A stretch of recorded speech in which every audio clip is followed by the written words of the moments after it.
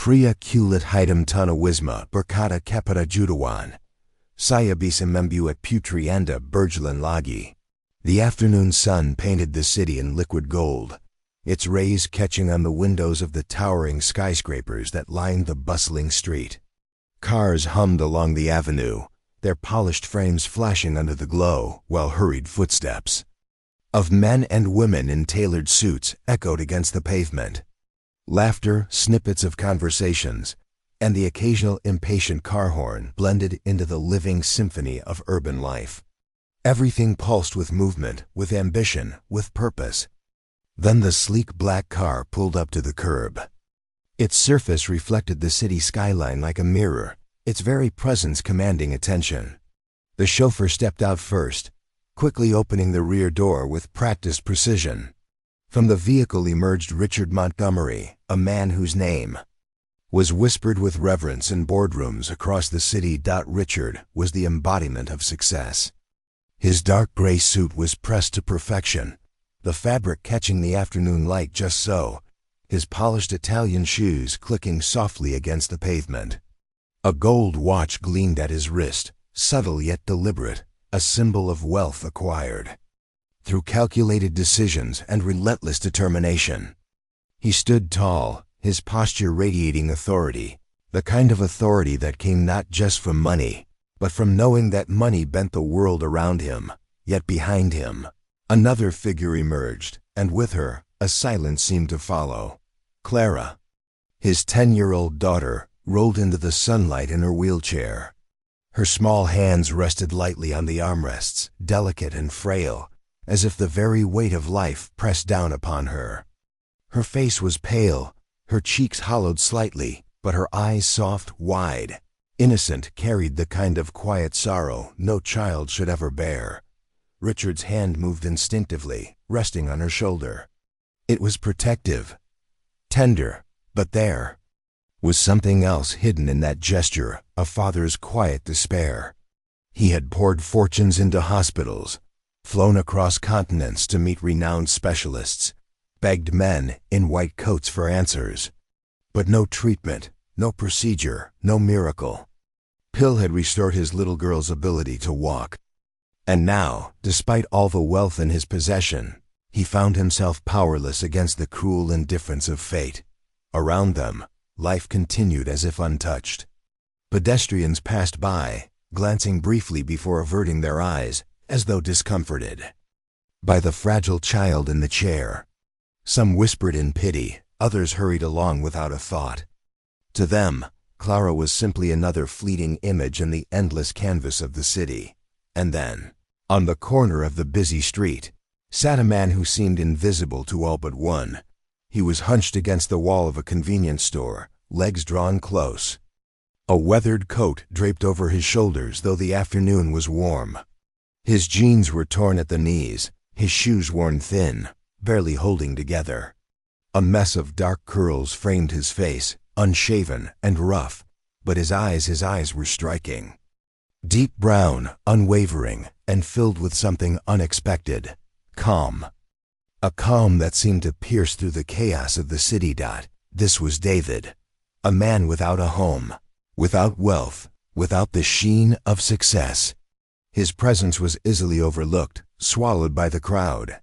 Passers-by walked past him with expressions of dismissal or pity, clutching their briefcases tighter, their eyes sliding away as if refusing to acknowledge his humanity.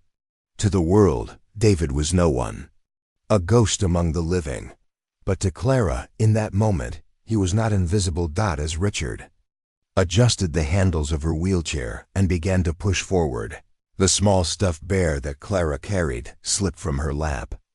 It landed softly on the pavement, its worn fur catching a speck of dust. Richard did not notice. His eyes were fixed ahead, mind preoccupied as always with the unending burden of responsibility. The crowd swirled around them, too busy to stop, too hurried to bend down for something so small. David, however, moved. Slowly, carefully, he reached out.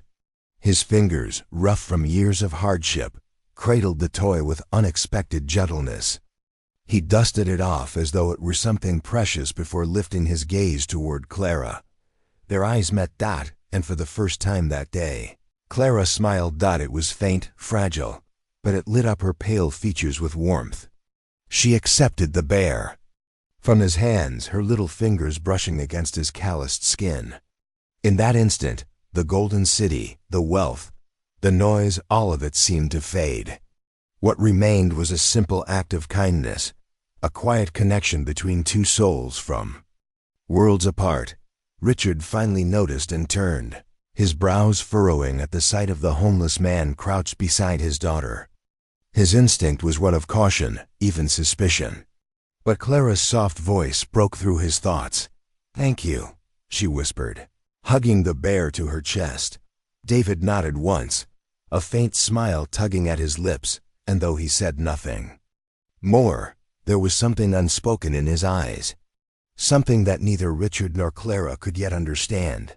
The world had brushed past him, but in that fleeting moment, David had been seen. And in Clara's gaze, perhaps, he had been remembered. For a fleeting moment, the world had been softened by Clara's smile. She clutched her stuffed bear tightly, her small hands curled around it as if it were a treasure newly won. Richard adjusted the cuff of his sleeve, preparing to move on, when a quiet voice, steady and low, cut through the noise of the city. "Sir, I can help your daughter walk again." Richard froze. The words hung in the air, sharp and impossible, echoing louder than the chaos of traffic and chatter around them. Slowly, he turned his head, his gaze settling on the man kneeling beside his daughter. David's eyes were fixed not on Richard, but on Clara. His expression was calm, unwavering, almost serene, as though what he had just said required no explanation. Richard's face tightened immediately, a storm gathering in the set of his jaw, in the narrowing of his eyes. Disbelief flared first, followed swiftly by offense. Of all the things he had endured, endless promises from doctors, therapies that led nowhere, sleepless nights filled with desperate prayers, this felt like mockery. "How dare you?" Richard's voice was low, sharp, controlled only by the presence of his daughter. "Do you think this is a game? Do you think it's amusing to say such things?" Clara, still holding her bear, turned her head toward David. Unlike her father, her reaction was not anger, but wonder. Her eyes, wide and bright, shimmered with something Richard had not seen in a long time. Hope. David finally lifted his gaze to meet Richard's. There was no fear there, no hesitation. He did not beg, did not attempt to soften the weight of his words. His voice remained steady, each syllable deliberate. "I am not joking," he said.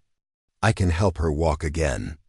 The city bustled on, unaware of the small drama unfolding at the corner of the street.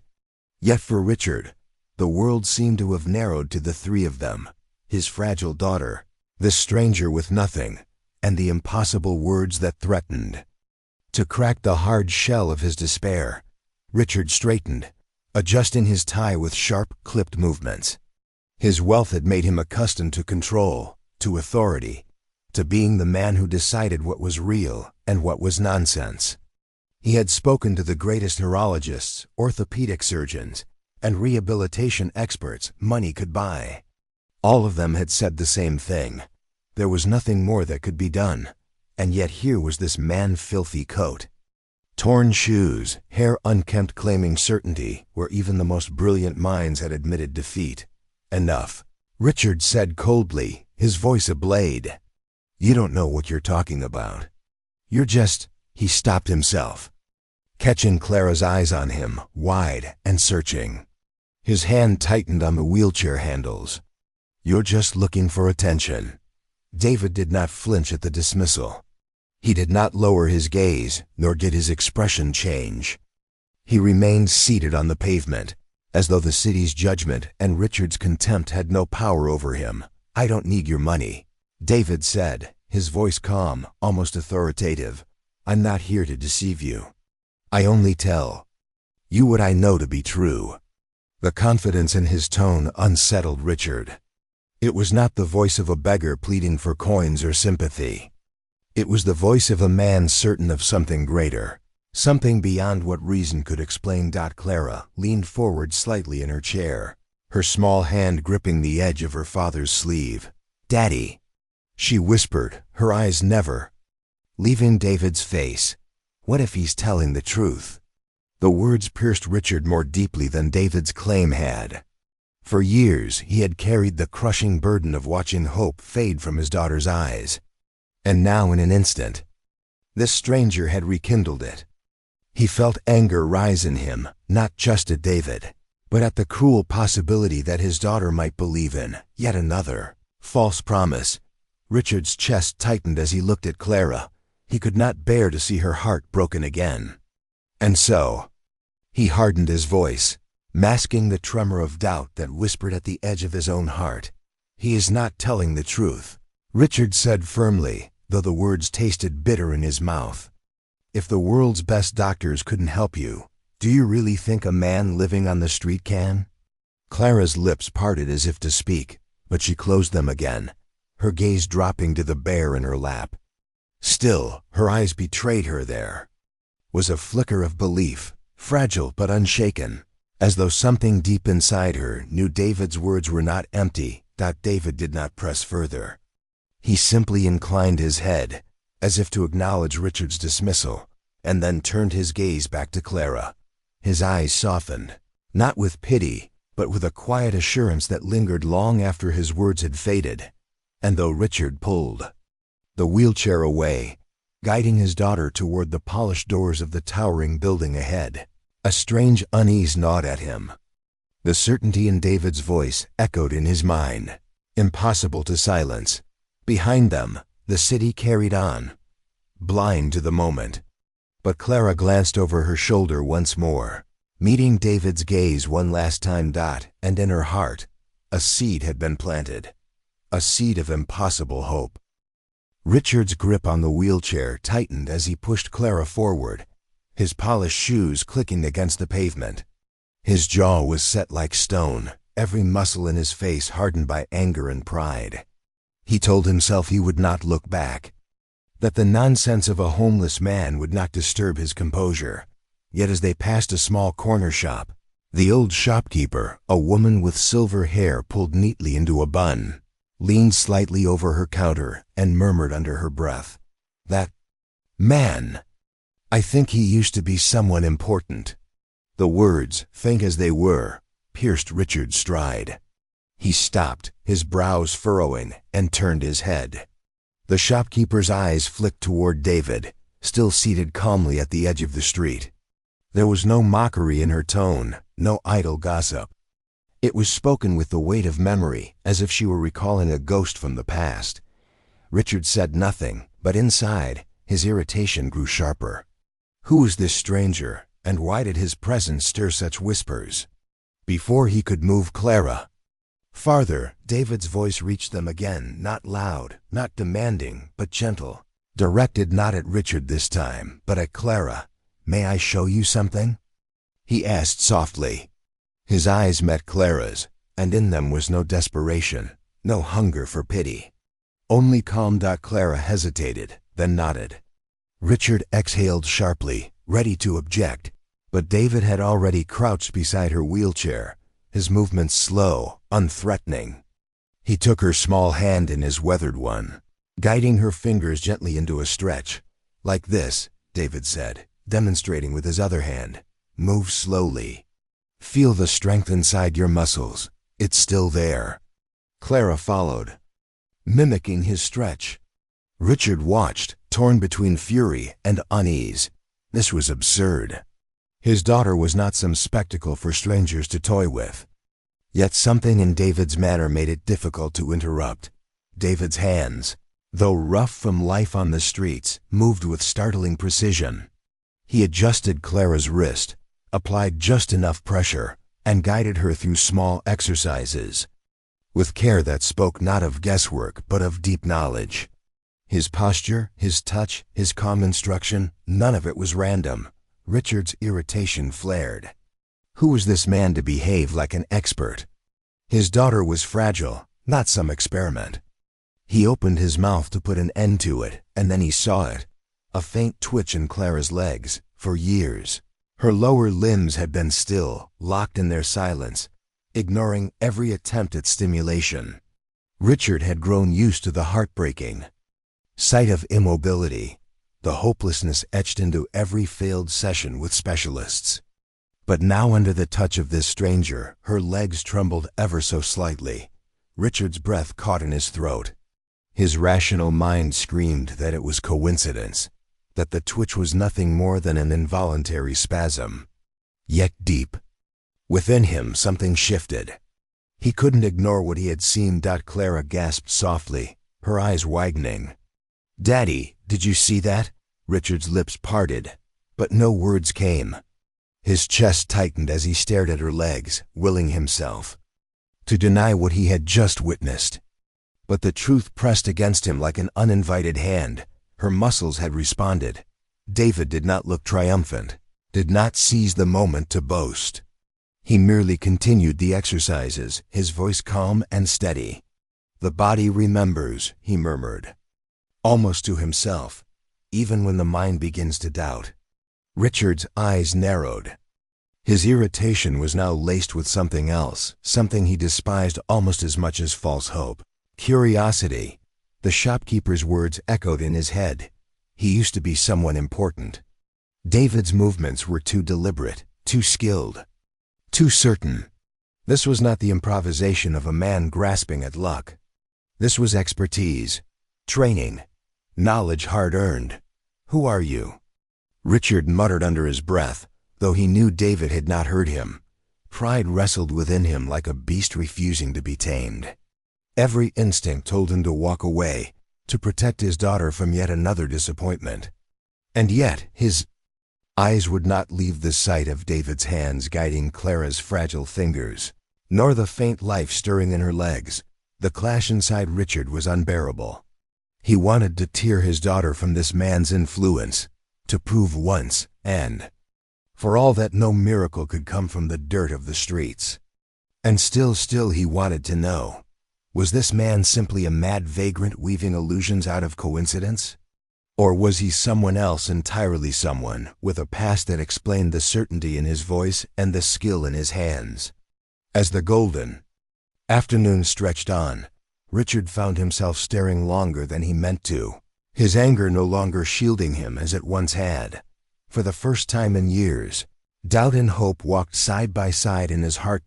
And standing at the crossroads of his disbelief and his daughter's fragile faith, he realized one truth he could not escape. This man was no ordinary beggar. The sun had begun its slow descent, casting the streets in a softer glow of gold and amber. The city's rhythm carried on as usual. Cars honked, vendors called out their wares, footsteps echoed along the pavement. But for Richard, the world had narrowed into a single point. The man crouched beside his daughter's wheelchair. David's calm focus, as he guided Clara's hands and legs, gnawed at Richard's pride like a relentless tide against a stone wall. He couldn't dismiss what he had seen, the faint twitch in Clara's legs, the attentive way David handled her frail body. There was too much precision for coincidence, too much certainty for luck. Finally, Richard's restraint broke. His voice cut sharply through the air. "Enough." David stilled, his weathered hands retreating from Clara's fragile frame. Slowly he lifted his gaze, meeting Richard's stern eyes without a hint of fear. Richard stepped forward, his shadow falling over the seated man. "Who are you?" he demanded, his voice low but edged with anger. "You touch my daughter like you know exactly what you're doing. You speak as if you've seen miracles where none exist. You claim something every doctor I've paid fortunes to could never deliver. So tell me, what game are you playing?" The city seemed to hush for a moment.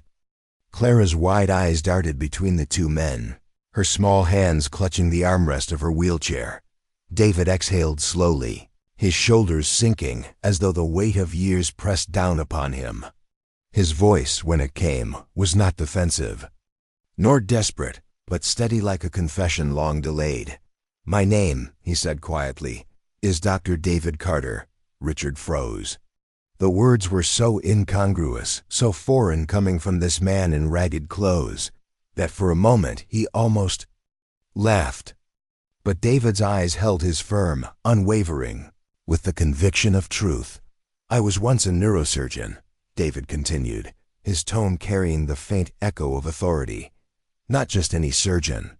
I traveled the world, performing operations people thought were impossible. Patients with shattered spines, crushed nerves, families told to prepare for the worst. I gave them back their lives. Richard's breath hitched, his disbelief clashing with the certainty in David's voice.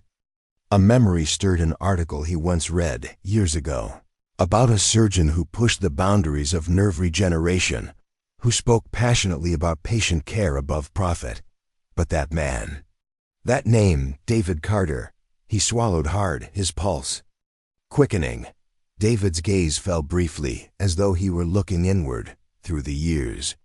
But I was never good at pretending not to see. Behind the polished halls and prestigious conferences, I uncovered things most men of power wanted buried. Hospitals charging families triple for procedures they didn't need.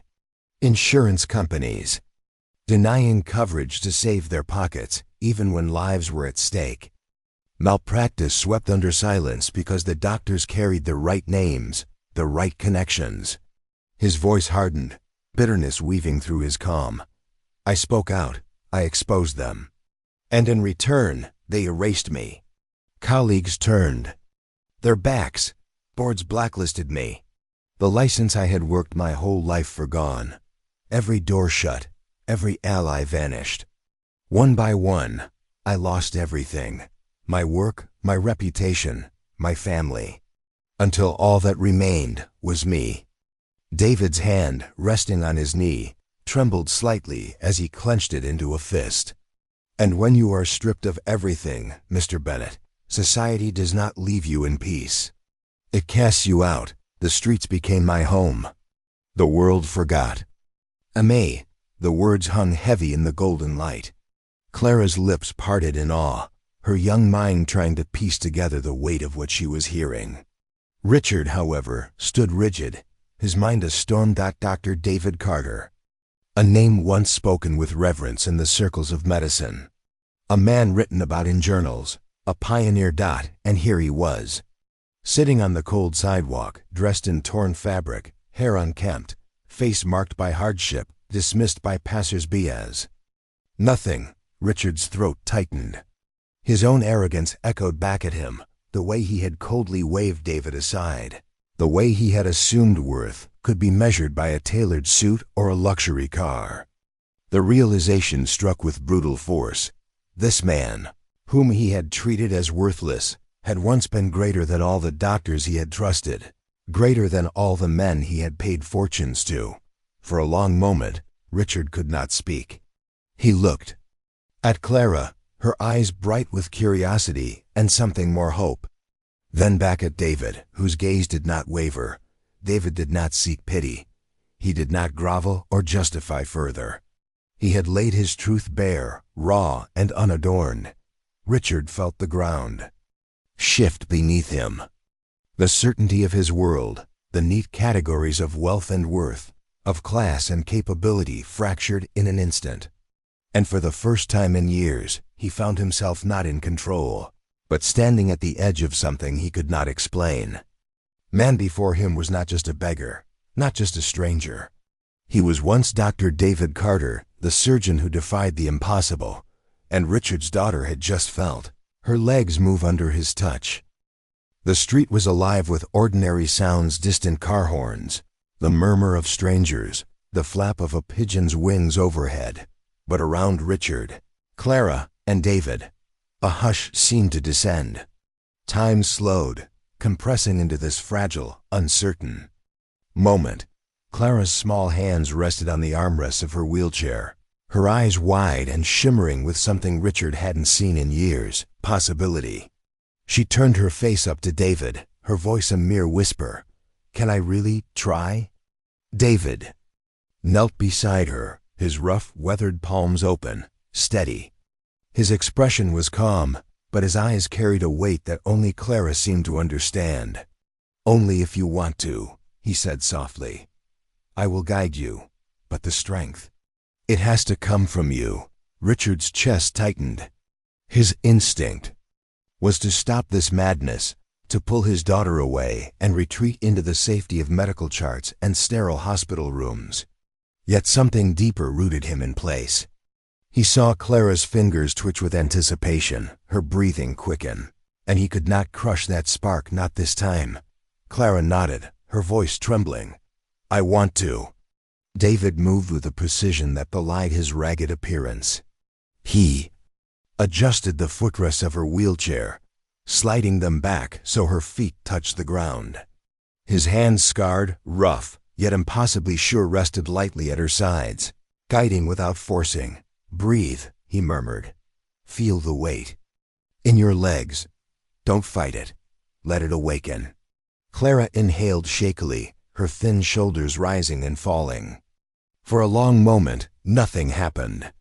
Her legs, frail and unused, seemed stubbornly still.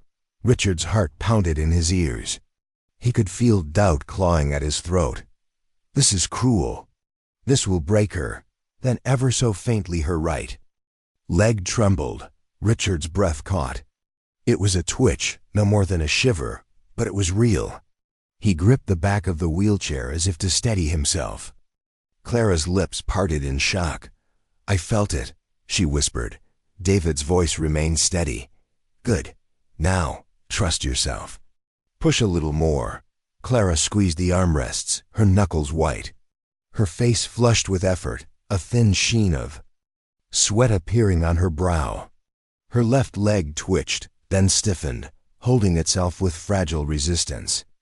David adjusted his grip, not lifting her but supporting, channeling her balance. And then slowly, with trembling limbs, Clara shifted her weight forward. Her knees bent, her body leaned, and she rose an inch, 2 inches. 3. Richard gasped, his hand flying to his mouth. His knees nearly buckled.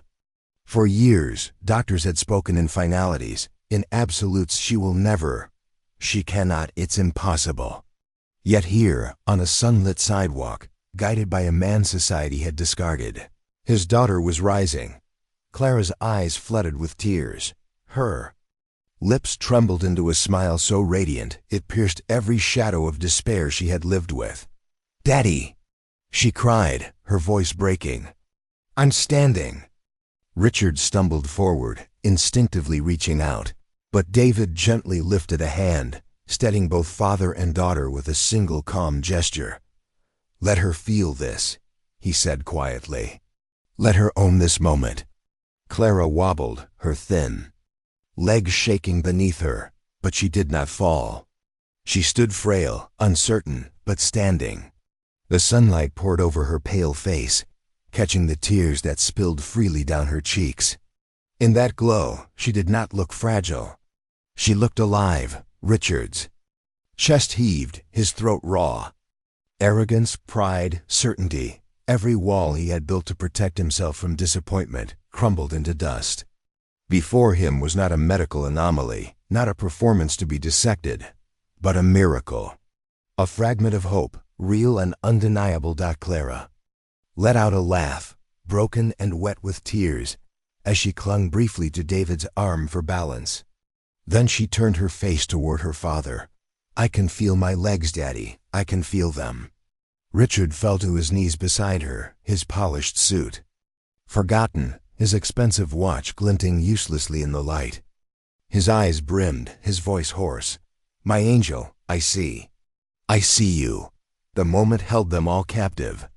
Strangers had begun to gather, drawn by the sight, whispering, some filming, others simply staring in stunned silence.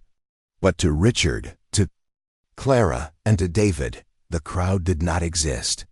Only the warmth of the sun, the tremble of weak muscles awakening, and the fragile miracle of hope reborn. Richard pressed his forehead to Clara's small hand, his tears falling freely now.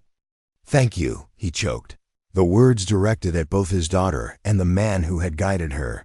David simply nodded, his face unreadable, but his eyes shining with something ancient and unshakable. Compassion. For the first time in years, Clara was not bound only to her chair.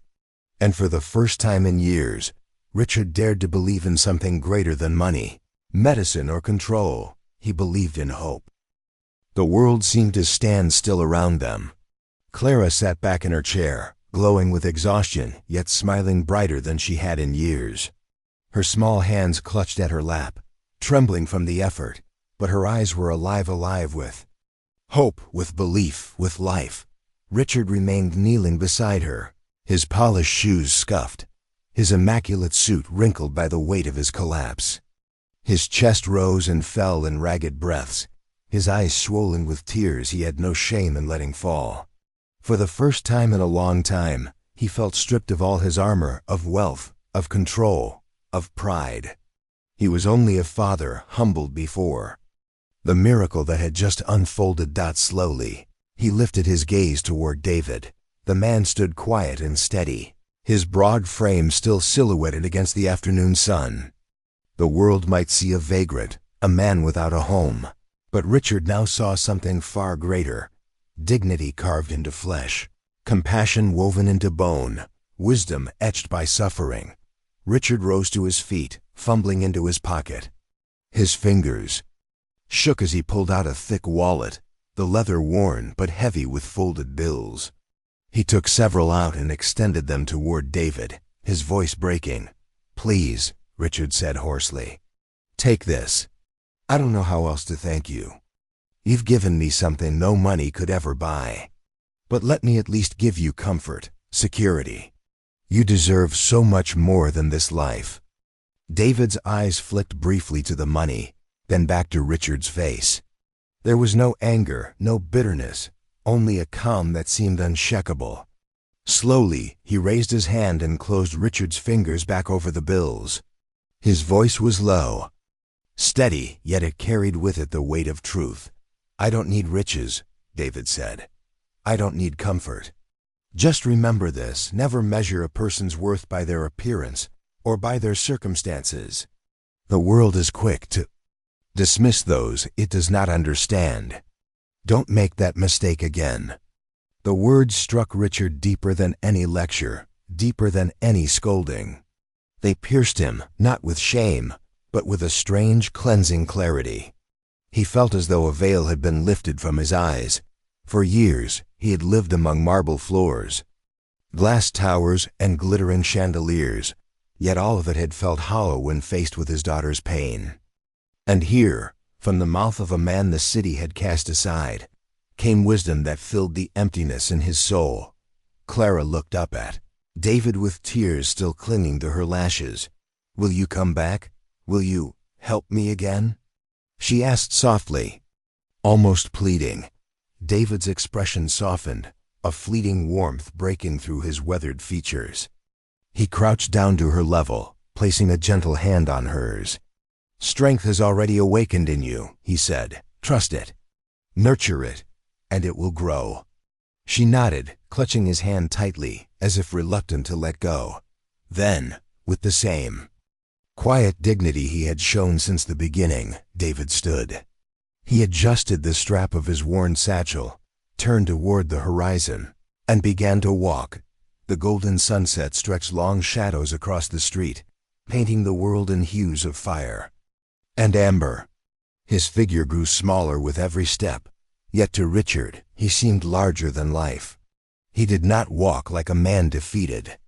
He walked like a man free, carrying a greatness that no title, no fortune, no recognition could ever contain. Passers-by barely noticed him, their eyes sliding over him the way they always had. To them, he was still just another forgotten soul. But Richard knew better. Clara knew better. They watched until he disappeared into the blaze of the setting sun, leaving only the echo of his words and the memory of a miracle behind. Richard knelt once more by his daughter, taking her hand in his. For the first time in years, his smile was unforced, unguarded. "We'll never forget him," he whispered. Clara leaned against him, her fragile frame resting in his embrace. "He's not gone," she said softly. He's part of us now. And in that moment, Richard understood. Sometimes the people the world ignores carry the power to change it. True value is not in wealth, nor in status, but in wisdom, compassion, and courage. The city roared on, blind to the miracle that had unfolded on its streets. But for Richard and Clara, the world had shifted forever, and somewhere in the golden haze, a man walked on, homeless in name, yet richer in spirit than kings.